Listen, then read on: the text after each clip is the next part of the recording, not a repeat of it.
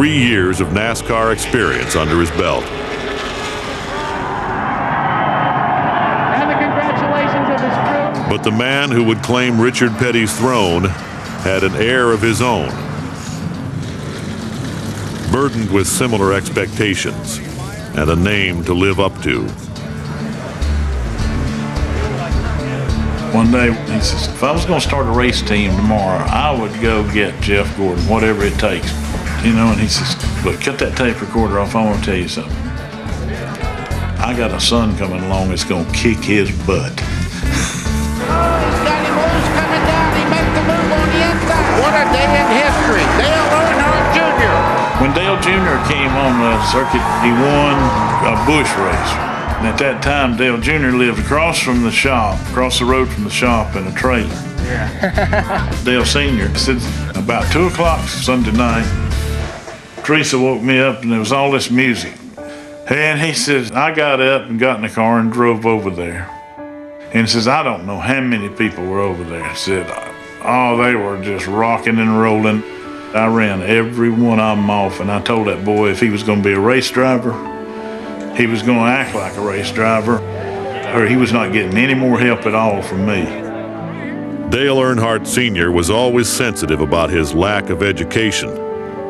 He had sent his son to military school, but he also wanted him to adopt the work ethic that Ralph Earnhardt had imparted back in that old garage in Kannapolis. He called and said, in typical Dale's way of doing things, hey, can you put Dale Jr. to work? I can't do anything with him. And, okay, yes, send him up here. We'll give him a job. Typical kid, needed a little direction, I think. They really taught me everything, you know, as far as the basics from the ground. And I was able to take that back to my father and prove that I had what it took. Well, he was a superhero to me. I was in awe every time I was around him. How about it? You put your life in your kids, and they win, and you're proud of them, and you're proud of them just growing up and being good kids. Inside, Earnhardt was a gentle person. We would get in his pickup and ride over the farm and talk about his mother and father and his children, and great big tears rolling down his cheeks.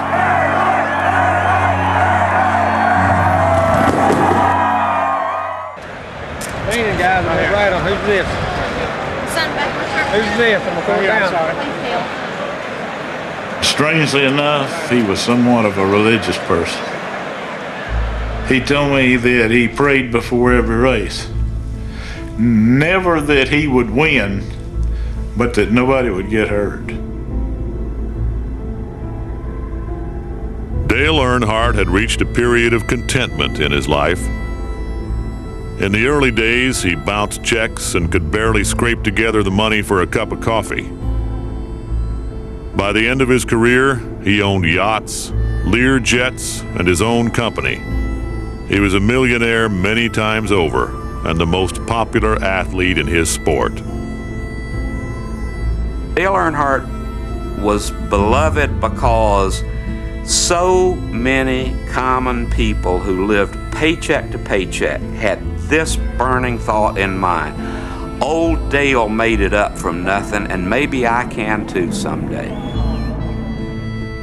There was little more to prove on the track, though maybe another championship to pass Richard Petty. And all the dysfunction of 2 failed marriages was a distant memory.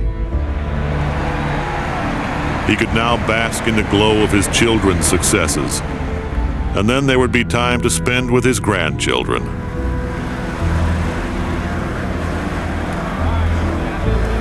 Before the start of the 2001 Daytona 500,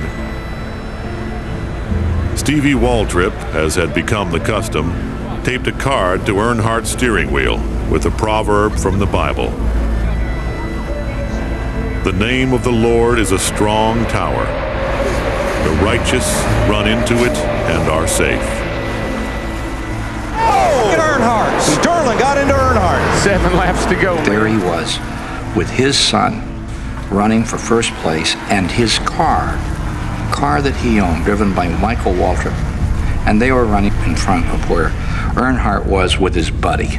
He's back there with Schrader and Sterling Marlin, and they're banging around having a good time. 3 wide behind them. And he can sit back and look at the accomplishments of his life while going 200 miles an hour and say, I'm there. For that moment, I've always believed he had to be happy.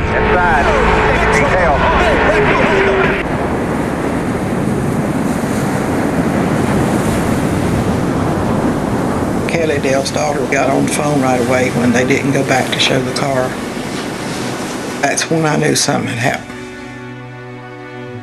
I just, for some reason, never expected him to die in a race car. It was unreal.